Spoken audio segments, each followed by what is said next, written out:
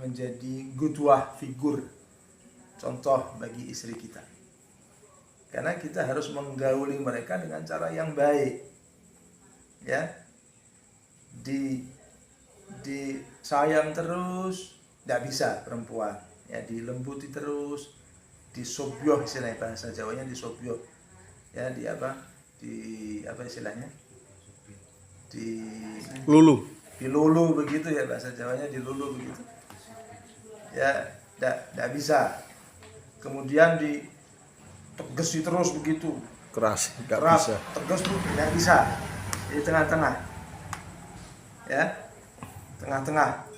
Khairul umur awsatuha. Sebaik-baik perkara itu adalah tengah-tengah. Nah, jadi ilmu yang harus diterapkan untuk perempuan ini adalah tengah-tengah. Ya, kadang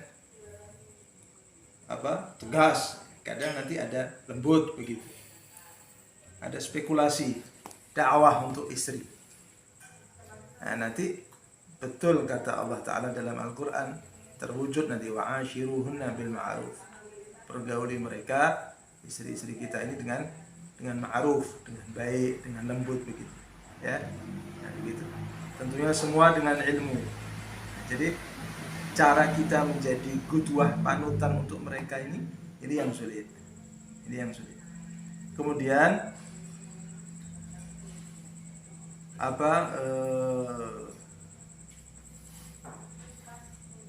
di dalam ayat yang lain Allah Subhanahu wa taala berfirman, walahunna mithlul ladzi 'alaihinna bil ma'ruf walirrijali 'alaihinna darajah. Surat Al-Baqarah.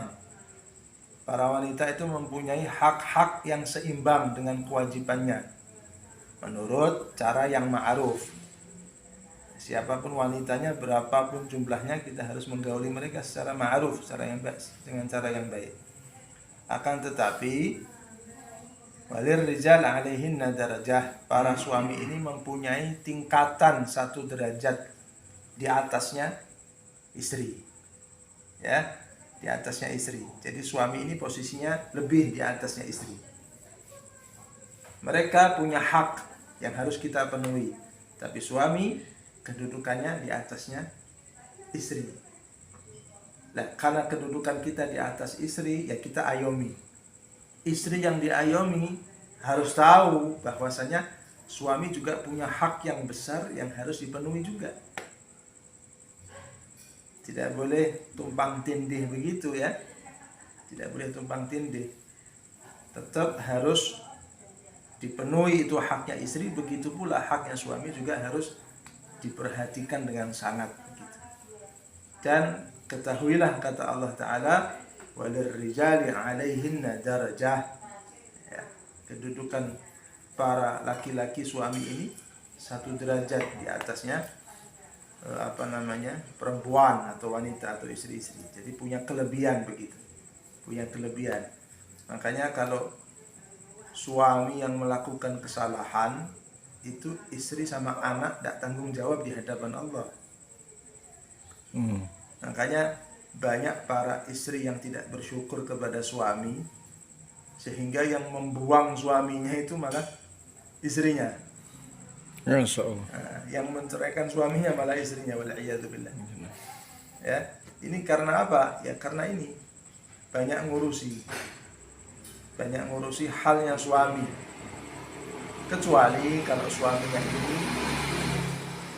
berbuat sesuatu yang zalim, ya dikasih wawasan, dikasih masukan begitu. Jangan banyak menuntut harus cinta dan sayang lebih begitu, harus begini. Ya, suami itu pasti sayang. Kalau tidak sayang, maka perempuan itu akan ditinggal. Ya, kalau wanita itu ingin memakai cara supaya suami ini tampak sayangnya, cara minta cerai jangan dipakai. Cara lain boleh, silahkan para wanita ini. Mas gini, Thomas begini, ada lebihnya begitu, ada ngalemnya, manjanya. Sekali waktu boleh, tidak apa-apa. Tapi saya ingatkan kepada para wanita, jangan sekali-kali memakai kalimat cerai, jangan. Mas, kalau kayak gini sudah ceraikan saya. Maksudnya dia mau ngambil hatinya suami untuk supaya sayang sama dia, manja lah istilahnya begitu. Tapi dengan cara yang salah. Nah, kalau sudah diceraikan bingung nanti dia. Nah, maka lebih itu sekali waktu oke lah, manja oke lah Bapak. Terkadang suami ini kan banyak pikiran, jadi diingatkan atau dibangunkan istilahnya dengan cara apa? Manja tadi, perempuannya agak manja. Tapi sekali-kali saya ingatkan jangan pakai kalimat minta cerai atau pisah, jangan. Ya, pakai banyak kalimat yang lain untuk supaya bisa manjanya dia ini betul-betul di apa namanya diapresiasi oleh suaminya tadi. Kemudian hadirin ikhwani wa akhwat yang dimuliakan oleh Allah Subhanahu wa taala.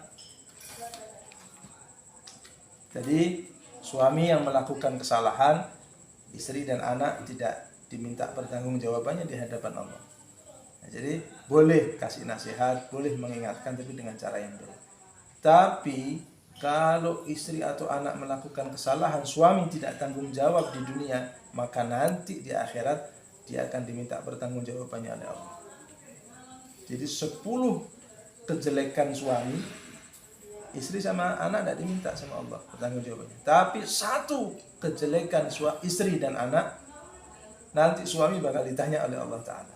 Berat, makanya kedudukan suami di atas. Yang harus punya punya semangat lebih untuk merubah keluarganya menjadi orang yang baik. Tentunya dengan merubah dirinya sebagai panutan, nanti insya Allah akan bisa merubah keluarganya menjadi keluarga yang baik. Kemudian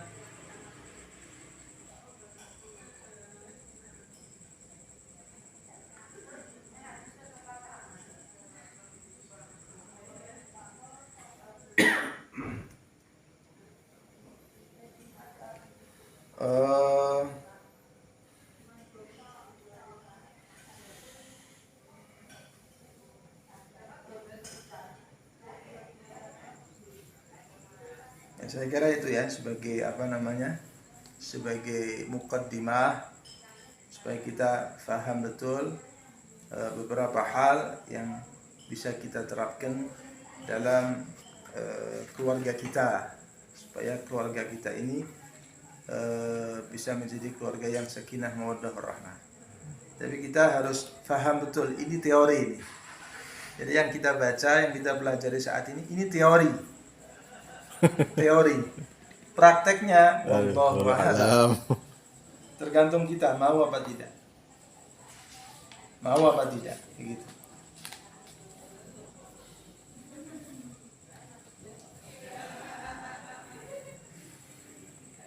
Karena Allah Ta'ala itu tidak akan merubah satu kaum hatta yughayyiru ma bi anfusihim, sampai mereka mau merubah diri mereka sendiri.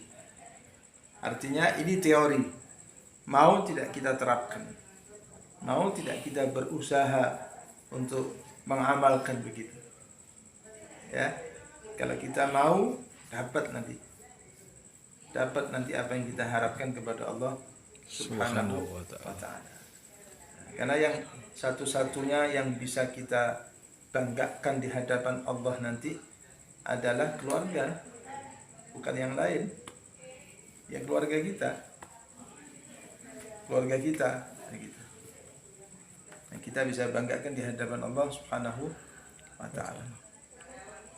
Karena Nabi Muhammad menceritakan ada orang yang ibadahnya bagus, ilmunya mapan, sedekahnya, amalnya baik, tapi ketika dimasukkan surga oleh Allah Ta'ala, dikeluarkan oleh malaikat, oleh Allah.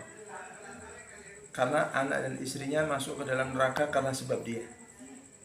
Sehingga dia dikeluarkan dari surga untuk menemani anak istrinya di nerakanya Allah Ta'ala. Sampai betul-betul mereka bersih, baru dimasukkan surga oleh Allah Ta'ala. Kalau mereka muslim ya, orang-orang Islam. Artinya apa?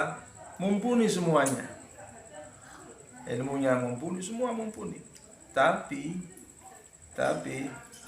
keluarganya tidak bisa dibanggakan di hadapan Allah karena kesalahannya dia sendiri sebagai pemimpin.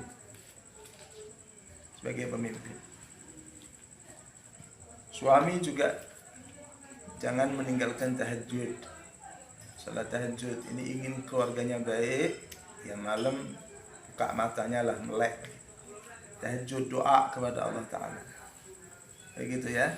Karena tidak cukup dengan nasihat itu teori, harus kita nasihati, harus kita arahkan, harus kita gandeng tangannya, kita ajari kebaikan. Tapi juga doa jangan lupa, begitu ya. Karena teori saja juga harus ada praktek, ada usaha yang lebih supaya bisa merubah keluarga kita. Saya kira begitu Pak Nugroho. Mungkin sampai sini ada sedikit diskusi mungkin yang bisa kita selesaikan bersama, begitu. Wallahu a'lam.